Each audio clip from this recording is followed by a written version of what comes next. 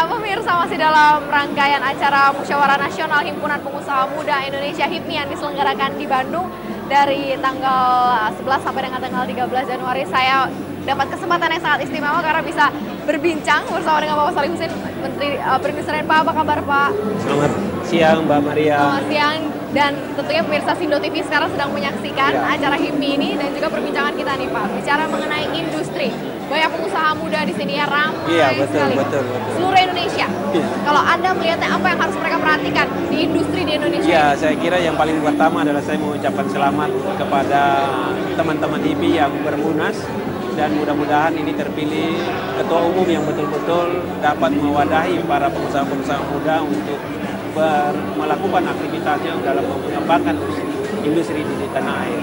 Nah, memang kami berharap memang di Kementerian Perindustrian ini kami lagi bagaimana agar membangun industri-industri ini agar tumbuh tidak hanya di Pulau Jawa tapi menyebar ke seluruh wilayah Nusantara, yaitu dengan membuat klaster-klaster industri, yaitu dengan membangun kawasan-kawasan industri yang sementara ini sudah kami itu adalah sekitar 13 kawasan industri di luar Pulau Jawa. Di luar Pulau Jawa ya? Di luar Pulau Jawa. Walaupun di dalam Pulau Jawa pun juga kita sementara ini bangun baik di Gresik, di Kendal maupun yang sudah ada. Yang di luar Pulau Jawa itu misalnya di Bintuni, di Halmahera Timur, di Sulawesi, di Bitung, di Sulawesi Tengah, di Palu, Morowali, Bantaeng, Konawe, Batu Licin, terus di Kalimantan Barat, di Landak, Kalimantan Timur, terus di Semangke maupun Kuala Tanjung dan di Tanggamus. Nah, ini kawasan-kawasan industri ini kita arahkan untuk pembangunan industrinya itu berbasis kepada sumber daya alam yang ada di daerah-daerah tersebut. Misalnya kalau di Bintuni itu ya berbasis kepada gas yang akan membangun industri petrokimia maupun pupuk. Kalau di Sulawesi Tengah, misalnya di Morowali, di Konawe maupun di Bantaeng dan di Halmahera Timur, itu berbasis kepada nikel.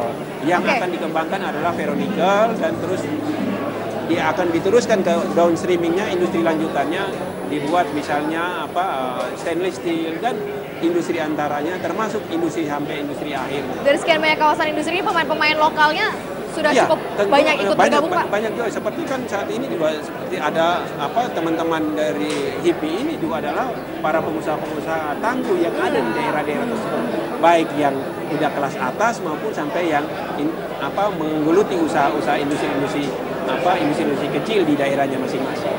Kalau dipikirkan, kalau kita berbicara nih mengenai daya saing lokal, pengusaha lokal harus juga menggenjot industri dari dalam negeri. Apalagi Pak Shalih dan juga tim nih sudah menyebar begitu ya di seluruh kawasan di luar Jawa juga, pemirsa. Apa yang harus diperhatikan terhadap kondisi daya saing lokal sendiri? Karena kalau diperhatikan kan sekarang Indonesia sudah masuk pasar bebas. Sudah lama bahkan ya. Betul. Nanti kan pada Desember 2015 kita akan memasuki pasar bebas. Nah, tentu kita harus mendorong agar pengusaha-pengusaha lokal, dalam ini teman-teman HIPMI ini, agar mampu untuk bersaing dengan para industriawan atau para pengusaha-pengusaha dari seluruh ASEAN.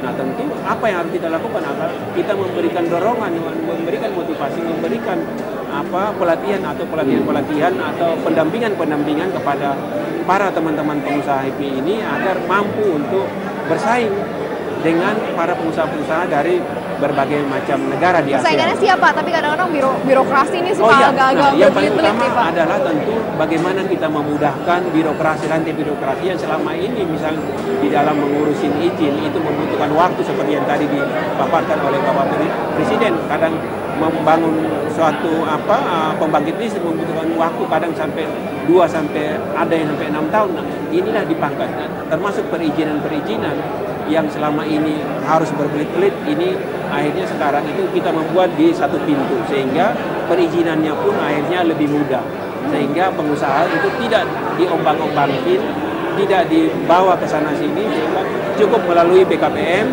perizinannya, dan dengan waktu yang singkat itu sudah bisa melakukan industrinya atau menjalankan industrinya tanpa harus bergelut dengan kemudahan-kemudahan yang diberikan. Dan juga terus kita memberikan insentif kepada para pengusaha agar mereka lebih mampu untuk bersaing yang tinggi.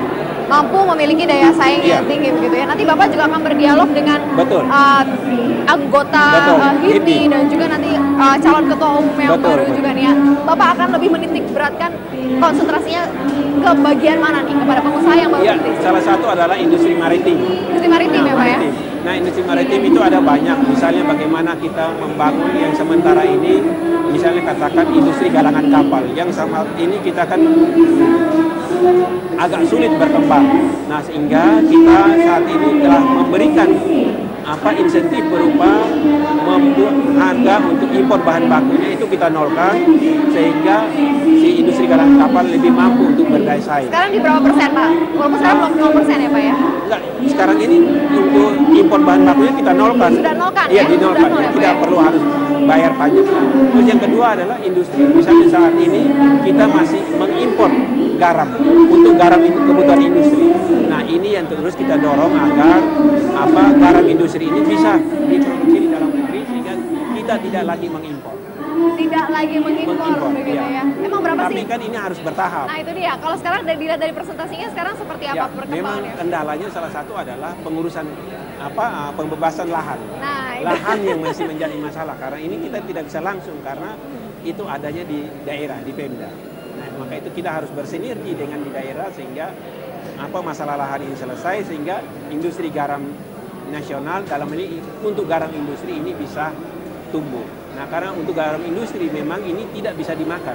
Ini memang NaCl yang 97,4 sehingga memang ini untuk kebutuhan pengoboran minyak, farmasi atau juga untuk kebutuhan peleburan baja maupun industri kaca ini yang digunakan untuk hal-hal tertentu. Dari seluruh sisi sendi perekonomian Indonesia dikatakan bahwa target perekonomian akan menuju 5,8%. Kemudian juga walaupun global sekarang juga lagi tidak stabil nih, hanya beberapa negara saja. Menghadapi situasi seperti ini dari sisi perindustrian, apa optimisme dari Pak Salim? Ya, saya sangat yakin dengan kabinet yang betul-betul para menterinya seluruhnya cair dan punya semangat kerja yang begitu tinggi. Saya sangat yakin bahwa industri di tanah air akan tumbuh pesat dan kita harapkan di tahun 2015 ini pertumbuhan industri bisa mencapai antara 6,3 sampai 6,8%. Di tahun 2015 ini. Oke, 6,3 6,8% ya. Iya. Targetnya ya. Dan kita harapan itu saya sangat yakin. Oke, apalagi ada pengusaha-pengusaha muda. Betul, apalagi para pengusaha-pengusaha muda yang betul-betul punya jiwa semangat yang begitu tinggi. Oke, baik Pak Salim, terima kasih banyak di sela-sela waktu Anda menyempatkan ngobrol bareng. Ini harus lari ke sana lagi. Harus lari lagi ya. Nanti kita juga akan update mengenai apa saja yang akan didialogkan bersama dengan Pak Salim dan juga pengusaha-pengusaha muda. Tetap bersama kami di Sindo TV.